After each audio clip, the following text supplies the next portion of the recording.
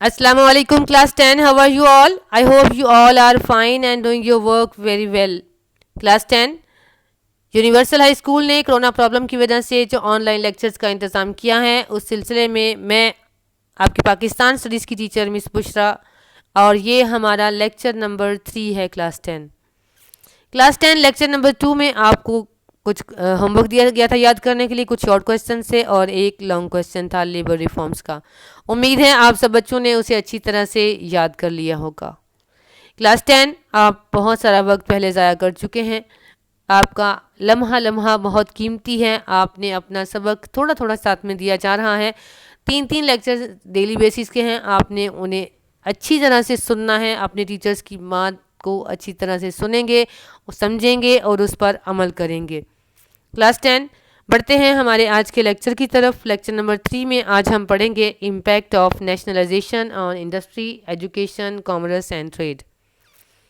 तो आप सब बच्चे अपनी अपनी पाकिस्तान स्टडीज़ की बुक्स में पेज नंबर 8 ओपन कर लें ताकि हम अपना लेक्चर जो है वो कंटिन्यू करें।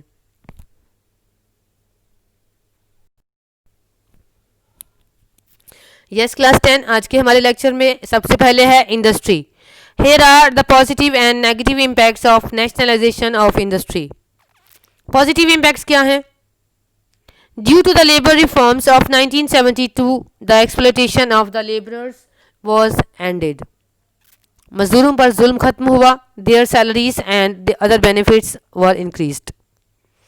Number 2 हमारे पास है the industrial institutions began to pay all duties and taxes to the government, which increased the national income, जिससे नेशनल इनकम बढ़ गई and the country advanced towards progress. Number 3 हमारे पास है the mill owners showed better attitude with the laborers. मजदूरों के साथ सलूक अच्छा हो गया, strikes were gradually decreased. हड़तालें Aahista Aahista कम हुई. नंबर 4 पे the hold of 22 families in the industrial circle ended and the capitalist class was discouraged. और सरमायादाराना निज़ाम जो था वो ख़त्म हुआ. Number 5, the control over the industrial units helped the government to maintain the prices of the industrial goods. जितनी भी industry से चीज़ें बनाई गई उनकी प्राइसेस को कंट्रोल करना भी शुरू हो गया। ये तो थे इसके पॉजिटिव इम्पैक्ट क्लास 10। आपने इसमें से कोई से 3 याद करने हैं। नेक्स्ट हमारे पास है negative impacts. Since the industries came under government control, the capitalists set up only few industries in Pakistan. कुछ इंडस्ट्रीज लगाई due to which the industrial development slow down. उन्होंने इंडस्ट्रियल लगाना कम कर दी क्योंकि गवर्नमेंट के अंडर था, इसलिए डेवलपमेंट स्लो हो गई। By taking the control of industrial units the government expenditure increase tremendously. Industrial units का कंट्रोल संभालने की वजह से गवर्नमेंट के अपने खर्चे जो थे वो तेज़ी से बढ़ गए। Labour unions took advantage of the political freedom मिला, उससे उन्होंने एडवांटेज लिया and went on strikes and demonstrations. हड़तालें मुजाहरे शुरू हुए फ्रिक्वेंटली, बहुत ज़्यादा।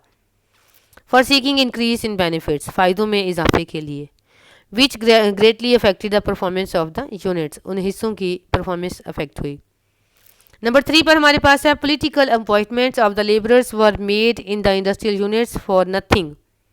सियासी जो अपॉइंटमेंट की गई लेबरर्स की वो उनका कुछ फ़ायदा नहीं हुआ। Who were interested more in benefits than in work, वो अपने फ़ायदों के लिए काम करते बजाय के वहाँ पर काम करवाने के। So the speed of work became slow gradually, तो काम की रफ्तार जो थी वो आहिस्ता आहिस्ता कम हो गई। नंबर 4 पे हमारे पास है the salaried staff did not shoulder their responsibilities seriously. तनख्वाहदार तबके ने अपनी जिम्मेदारी संजीदगी से पूरी ना की। Which promoted corruption in country, जिससे मुल्क में करप्शन इंक्रीज हुई।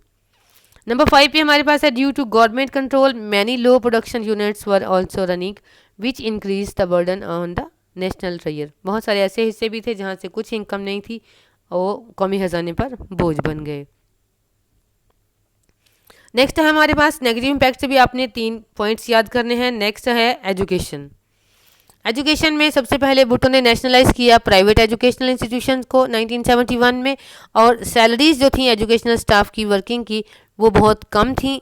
इसी वजह से नेशनलाइजेशन ने फाइनेंशियल बेनिफिट्स जो थे एम्प्लॉयज़ को जो दिए, उसकी वजह से उनकी जो गवर्नमेंट एजुकेशनल इंस्टीट्यूशंस की सैलरीज थी वो इक्वल हो गई। नंबर 2 पे स्टूडेंट्स को स्पेशल कंसेशन को अंडरलाइन कर लेंगे, ट्रांसपोर्ट फेयर्स में दिए गए, और पुअर पेरेंट्स जो थे वो अपने बच्चों को गवर्नमेंट स्कूल्स में भेजने पर आमादा हुए।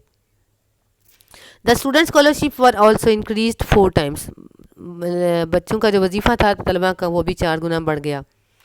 नंबर 3 पर हमारे पास many medical engineering professional universities establish की गई, बेटर डेवलपमेंट हुई कंट्री में, स्कूल्स और कॉलेजेस को अपग्रेड किया गया और हायर एजुकेशन के डोर ओपन हुए।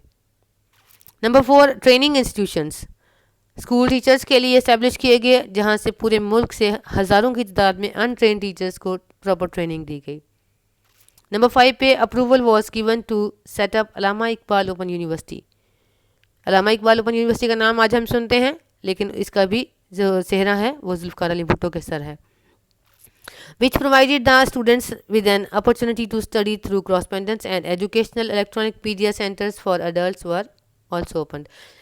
correspondence खत किताबत के ज़रिए मेलिंग के ज़रिए स्टडी, और फिर उसके बाद अडल्ट्स के लिए इलेक्ट्रॉनिक मीडिया सेंटर्स बनाए गए।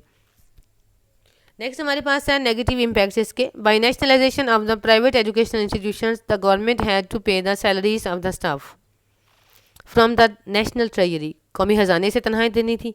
This financial burden increase the difficulties of the government.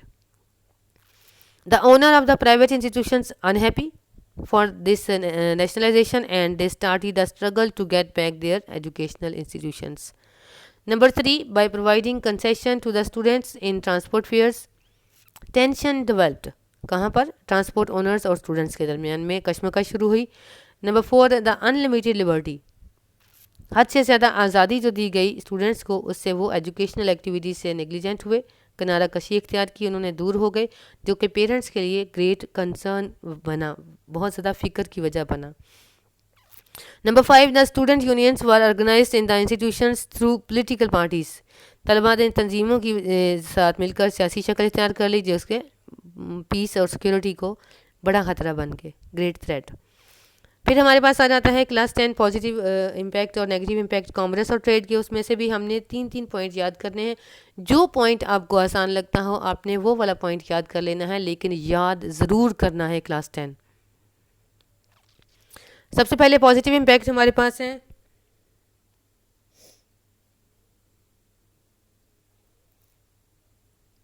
Commerce और ट्रेड के, वो हैं the nationalisation of industrial units increase the production of the state industries, increase वही प्रोडक्शन इंक्रीज हुई। उसके बाद है इनकरेज किया इंपोर्ट्स ऑफ मशीनरी और रॉ मटेरियल को। फिर इंडस्ट्रियल एक्सपेंशन है वो बढ़ गई। The trade balance of Pakistan improved and the country was advance towards progress. Economic growth started in the country, economic growth हुई स्टार्ट पाकिस्तान में। और हमारे पास इसके साथ ही the export was increased. Number 3 पर even the vegetables and onions began to be exported. Number 4, agricultural reforms increased farm produce which enhanced national and foreign trade, जिससे national और foreign trade enhance हुआ, उस पर उसको फ़रोग मिला। ये तो थे हमारे पास 4 इसके पॉजिटिव इम्पैक्ट। और नेक्स्ट हमारे पास है नेगेटिव इम्पैक्ट्स इसके। Inflation affected the salaried class the most, महंगाई से तनहादार तबका ज़्यादा मुतासर हुआ। डिवैल्यूएशन ऑफ करेंसी, रुपये की कदर कम हुई तो increased exports but also increase the price of commodities, export increase हुआ लेकिन महंगाई भी बढ़ गई, चीज़ों की कीमतें भी बढ़ गई। Number 2, the import of luxury goods increased, ऐशो इशरत की जो चीज़ें थी उनका इम्पोर्ट बढ़ गया, उनको ज़्यादा दरामद किया जाने लगा। There was an increase in the import expense of machinery which affected the balance of payment, जिससे पेमेंट का जो बैलेंस था वो अफेक्ट हुआ। Number 3, due to the burden on the national treasury, कौमी खजाने पर बोझ की वजह से the secured reserves of foreign exchange, ज़रिए मुबादला के जो महफूज ज़राए थे वो भी डिक्रीज़ होना शुरू हुए। नंबर 4 हमारे पास है the increase in oil price tumbled the trade balance of Pakistan in 1973, 1973 में ऑयल प्राइसेस जब इंक्रीज़ हुई तो ट्रेड बैलेंस भी नुकसान में पहुंचा। टम्बल है नुकसान उठाना। तो यहाँ तक तो हमने पढ़ा क्लास 9 शॉर्ट क्वेश्चंस के हवाले से इस लेसन को। आपने इन सब के 3 पॉइंट्स याद कर लेने हैं। इंशाल्लाह ताला हम अपने लेक्चर नंबर 4 में की aspects of the constitution of 1973 पढ़ेंगे।